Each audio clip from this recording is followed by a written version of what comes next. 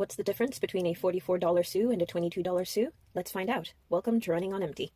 At about 22 USD, the MHA Break Time Volume 6 Sue is a noodle stopper figure, which means it has the advantage of not needing a base or supports. This figure also has no removable parts and is weighty enough that even as a basic figure, she both looks and feels of good quality. I also like the pose that they've done here, capturing both her girl and frog characteristics very well.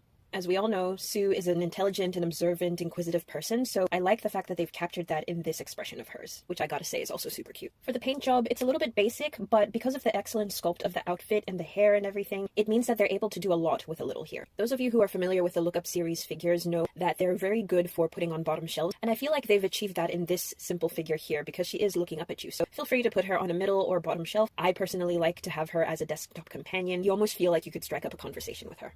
Overall, I think this is a solid figure.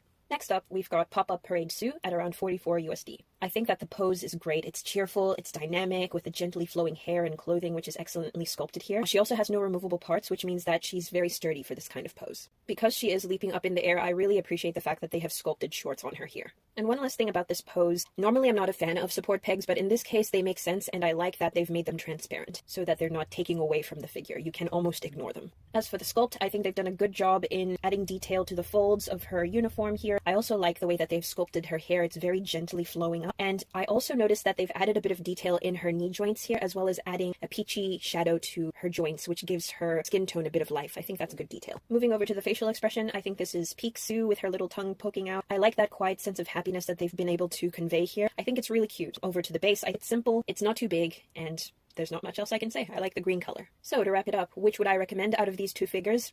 Honestly, you really couldn't go wrong with either one. Get both if you can manage it, but if you are working on a small budget, you really can't go wrong with Break Time Volume 6 Sue because it has all of the elements that you would want from a Sue figure. It looks like her, and I think she's very cute here. The outfit has been sculpted very well, and all in all, it's a good price, so definitely go for it.